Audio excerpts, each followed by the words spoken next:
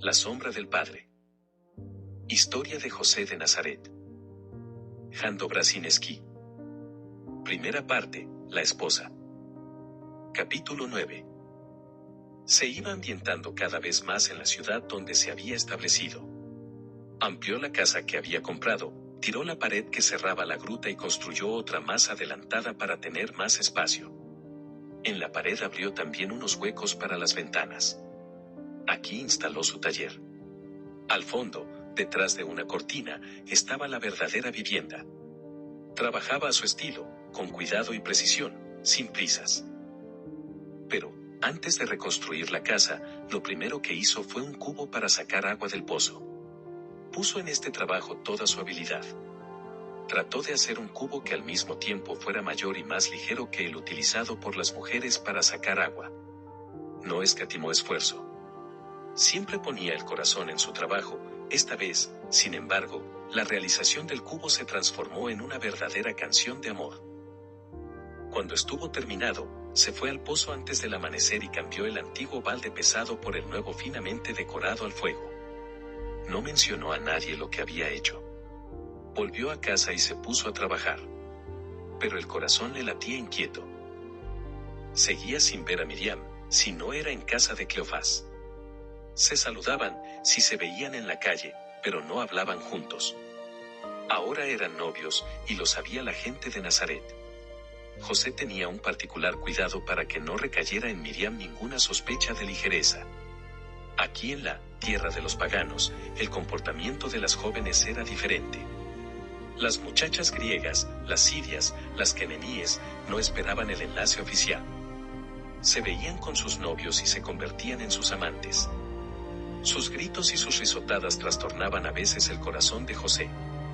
Pero esta intranquilidad se sosegaba, considerando que con su renuncia conquistaba un amor tan grande y se encendía en él un entusiasmo más fuerte que las llamadas del cuerpo.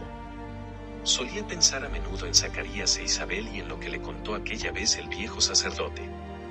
Zacarías amaba a su esposa, y pedía una señal que justificase ese amor, que él creía pecaminoso.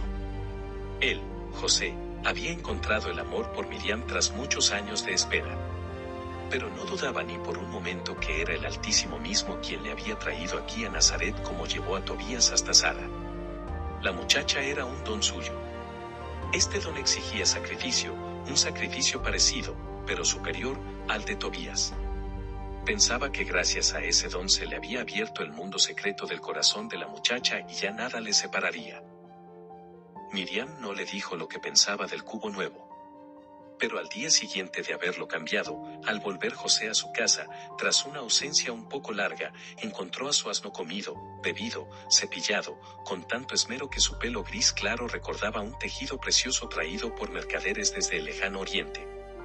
Adivinó enseguida quién lo había hecho y por qué lo había hecho. No necesitaban hablar, sus pensamientos se encontraban incesantemente. José dejaba a la puerta de Cleofás los objetos más hermosos que había hecho y encontraba luego en su propia puerta ramos de flores. Su borriquillo estaba siempre perfectamente abrevado y aderezado. A veces le parecía descubrir las huellas de unos pies pequeños en el sendero pedregoso junto a su casa. Pero Miriam no se dejó ver nunca. Sabía moverse inalcanzable, como una sombra. El cambio del cubo no pasó inadvertido entre las mujeres de la ciudad. E inmediatamente todas supieron quién era el artífice.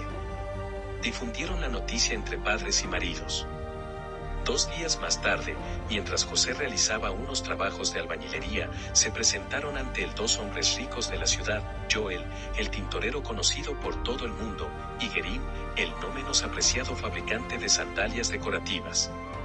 Los 2 vinieron para ver los objetos fabricados por José. Acariciaban la madera cuidadosamente pulida con muestras de admiración. Inmediatamente uno encargó una mesa y el otro, 2 banquetas. Los encargos llovían uno tras otro. La mayoría de los que venían eran labradores que necesitaban rejas, arados, palas y horquillas. Le pedían urgencia en la entrega debido a los trabajos del campo. José abandonaba constantemente la construcción para atender los encargos urgentes. Los procedentes de los comerciantes ricos podían esperar.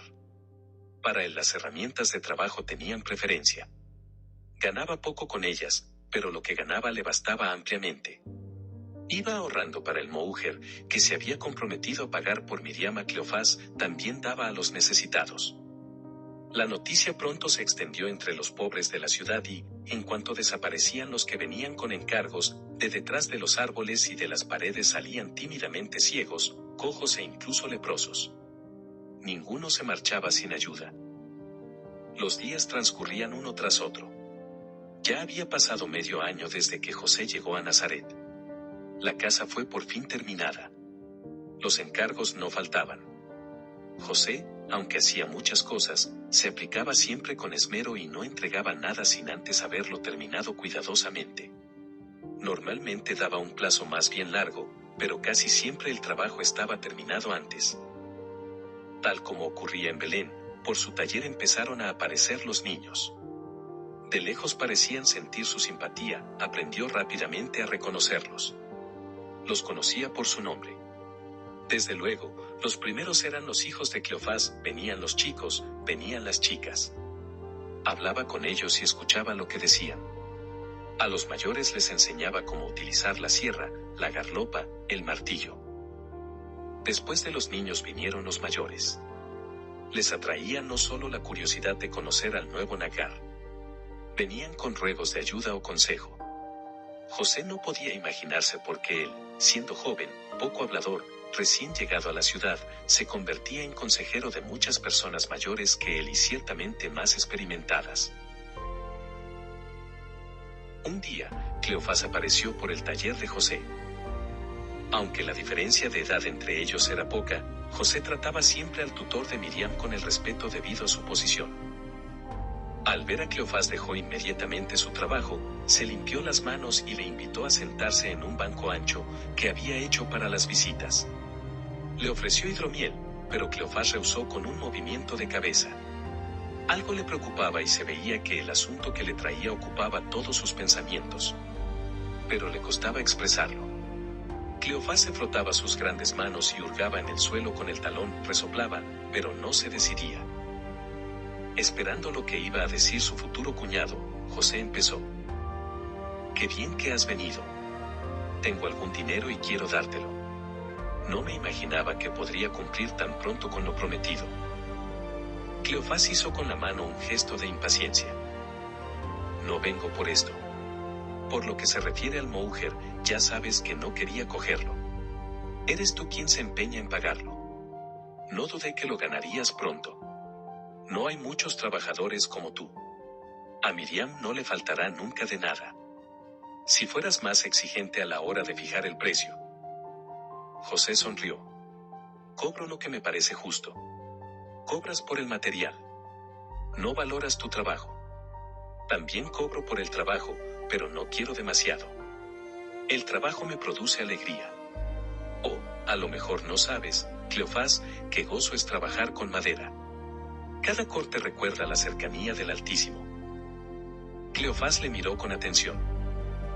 «Eres un artesano excelente», dijo, «pero creo que harías aún mejor trovador.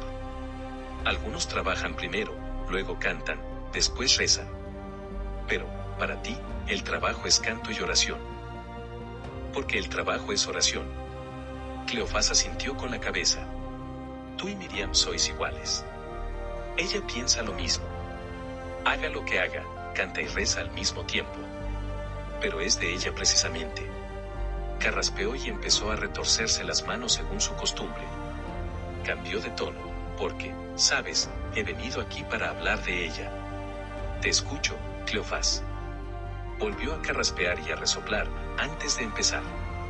«No sé si te has enterado de que, con la caravana de Jerusalén, llegó ayer cierta persona. A mi mujer y a Miriam solía traerles noticias de Isabel. Y desde aquí llevaba noticias. Pues ha traído algo extraordinario, ¿acaso lo sabes ya?» «No». Algo realmente difícil de creer. Imagínate, apoyó ambas manos en los muslos y se inclinó hacia adelante como si lo extraordinario del asunto con el que había venido le pesara sobre la nuca igual que una carga que le doblara hasta el suelo. Imagínate. Isabel, la esposa de Zacarías, esperando un hijo. Lanzó esta noticia como si arrojara una piedra. ¿Puedes creerlo? Una mujer tan mayor. José se pasó la mano lentamente por la mejilla. Es cierto, reconoció. Es una mujer muy mayor. Yo estaba convencido de que su tiempo había pasado hace mucho. ¿Y Zacarías? Es tan viejo que fue llamado, según parece, por última vez para prestar servicio en el templo. Exacto. Cuando estuve con él se estaba preparando para prestar ese servicio por última vez. Ocurren cosas extraordinarias en esta vida. Sencillamente, no puedo creerlo, aunque el otro juraba que era verdad. ¿Cómo ha podido ocurrir? El otro decía que Isabel oculta su estado ante la gente, lo que no me sorprende, y mandó esta noticia a nuestras mujeres bajo secreto. Una historia increíble. Parece ser que hay mujeres que se imaginan llevar un niño en su seno y, cuando se cumple su tiempo, no nace nada. Es lo que le ocurre probablemente a Isabel. Seguro que no dará a luz. Pero Miriam, empezó diciendo, miró a José y se interrumpió. ¿Qué ibas a decir? Tú ya la conoces. Para ella no hay nada imposible. En cuanto oyó la noticia, vino a verme y me rogaba que le permitiera ir con Isabel. Decía que debe forzosamente ayudarle durante el embarazo y durante el parto. ¿Cómo? ¿Se quiere ir a Judea? Pues sí, justamente. Un camino larguísimo. Y ahora que todo está quemado por el sol. Las carreteras están vacías. Una chica sola. No lo habrás consentido, claro. Cleofás miró a José y bajó inmediatamente la vista. Azorado, enrollaba alrededor de su dedo el extremo de su túnica. Cuando sea tuya, podrás prohibirle hacer tonterías, pero yo, a decir verdad, no soy capaz de prohibirle nada. Me parece siempre. Ya te lo he dicho, explotó, parece una muchacha corriente y sin embargo es distinta. No sé cómo portarme con ella. Incluso mi mujer no consigue entenderla a menudo. Nunca pide nada. No se niega a nada. Hace todos los trabajos. Pero cuando vino a pedir, ¿qué has decidido? Ella decidió sola. Antes de que tuviera tiempo de explicarle que esto no tiene sentido, ya me dijo que por la mañana salía una caravana para Jericó, que había hablado con esa gente y le habían prometido llevarla con ellos. Se puso de pie de un brinco. Exclamó. ¿Cómo? Entonces le has permitido marchar. No grites. Siéntate. Cleofás tiró a José de la túnica y le obligó a sentarse de nuevo en el banco. Ya está hecho. Es muy fácil de decir, se lo permitiste, suspiró. Hablemos con tranquilidad. No puedo creer en este embarazo, seguro que tú tampoco lo crees. Pero ella está segura de que sí es cierto. Y, puesto que cree, entonces sabe que Isabel, al estar esperando un hijo, necesita tener a alguien con ella. Piénsalo, una mujer vieja, sola. Miriam la trata como si fuera su madre. Entonces había que hacer otra cosa. La has dejado marchar con unos extraños. Totalmente extraños, no. Conozco a esos mercaderes. La he acompañado. Prometieron que iban a cuidar de ella. Entonces la has acompañado. ¿Y a mí no me has dicho nada? Cleofás echó una mirada a José, suspiró y volvió a bajar la cabeza. Cayó el silencio. José se mordió el labio y miraba ante sí. A lo lejos, en medio de las rocas rojo-amarillentas, serpenteaba la carretera como un hilo negro, por la que llegó a Nazaret hacía medio año. Ahora, pensaba, ella está en algún sitio de esa carretera. Una muchacha sola con un grupo de forasteros. El corazón de José se llenó de indignación y de resentimiento contra Cleofás. Tenía que haber venido, informarle del viaje. Habría ido con Miriam. Un viaje juntos no habría sido muy apropiado, es cierto. ¿Y no habría sido mejor exponerse a la opinión pública que exponer a la muchacha a un peligro? Y ahora pasarán semanas, tal vez incluso meses, sin que él sepa nada de ella. ¿Estás enfadado conmigo?, preguntó Cleofás. Lo estoy. Quería venir a decírtelo. Quería incluso decirte que fueras con ella. Créeme, estoy de tu parte. ¿Y por qué no lo has hecho?, Entonces, suspiró de nuevo. Pues, José, quisiera que ya te hicieras cargo de ella. ¿Fue ella quien se opuso a que te avisara, ella? Miraba estupefacto a Cleofás. Ella. Me dijo, avisa a José que le mandaré noticias en cuanto llegue. Que no se intranquilice. Y salúdale. Con afecto. Pero yo no quiero que venga conmigo. ¿Te dijo esto?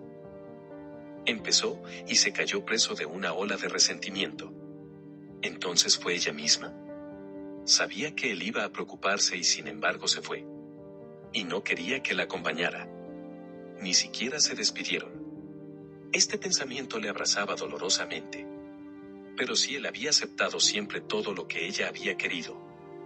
No pedía nada a cambio, no exigía nada. Solo quería cuidarla, protegerla del peligro únicamente. Cuando aceptó su declaración, tan sencillamente y con tanta simpatía, estaba seguro de que le amaba. Tenía un pacto con el Altísimo, pero él le había prometido que iba a respetar su decisión.